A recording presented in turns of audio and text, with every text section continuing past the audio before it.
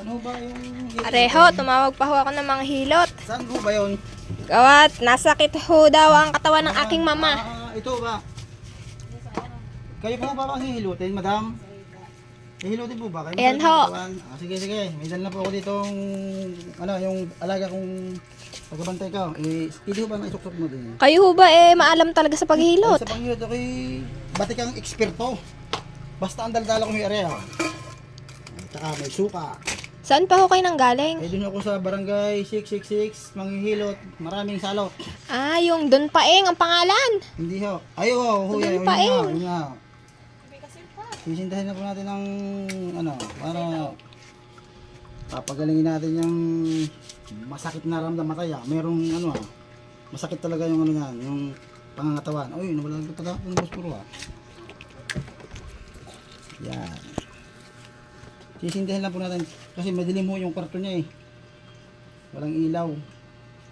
Ito ilaw ho lang pangsindi yan. Nasaan ho ba yung baladala kung ano na dito ko ata nalagay kanina. Nasaan na ba Baka yun? ang gamit nyo kulang-kulang naman.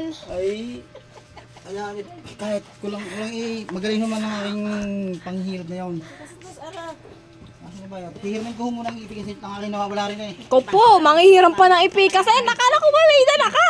Ay, na ano matanda na ako kaya ganyan nga. Nasaan na ba yung ipig kasi nawawala na ba eh?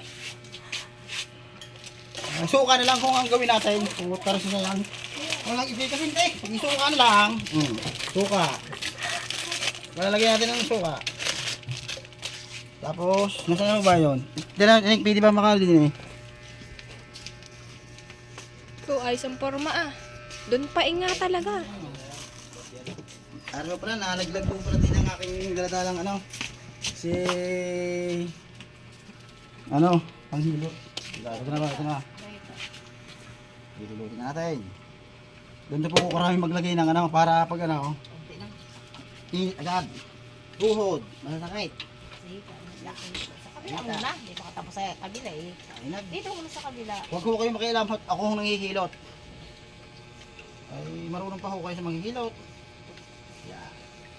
Iunat nyo na ng konti para medyo umano yung ginhawa ng inyong katawan.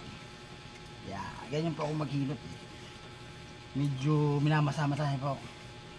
Ito po yung manghihilot na veterano. Galing pa ako sa barangay. Barangay 666 Street. Maraming ano. Maraming ano doon. Ang salot. Salot. Yan. Ano po bang pakiramdam nyo sa aking mga pagmamasahe sa paghihilot? Nai-epekto nyo ba yung ginhawa? Ito na ang kuko mo. Ay, Ano mo. wala pong kuko yan. Dahil nginat-ngat ko kanina, hindi wala akong makita ng panghilot ko eh. Nasa pa. Yan. Yan. Sa pagkakagaling nga talaga ang hilot Yan. Eh, garni ho talaga sa amin. Ako'y dinadayo ho doon sa amin talaga. Maghihilot talaga eh. Ginagayong-gayong pa ho yan oh. Hila! Tapos, gagawin, mamasahin po parang ano, yung... Dati may tayo rin akong bigger eh, kaya magaling ako magmasa-masa naman paghihilot eh. Tapos ginagalaw, tinatabik-tabik pang gano'n. Bukod ho sa gano'y, masakit ho rin parang isa. Yan. Iunat nyo, huwag ako kumontra. Dahil hindi magagaling yan pag hindi yung kinukontra. Yan, yung siya ito, ba't ako'y matanda ba ako'y matumba din eh. Okay, kung kaya. Naging Chinese na yung manghilot.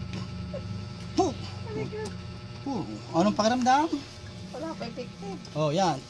Bukod doon din sa katawan, ano ba bang masasakit? Yung bunganga niyo ho ba hindi sumasakit? At pwede nating hilutin Ayun, yan. hilutin na rin yan. Hihilutin. Ano ho? Nanay niyo ho ba ito? Ano ho ining? Hihilutin na ba natin yung masakit na bunganga na yung ina? Oh. So, yan ganyan na yan. Oh, ano pakiramdam? Oh. Pag ako po'y naghilot, kailangan ihuhulog natin. Ano pang pakiramdam? Sorry. Ayop natin.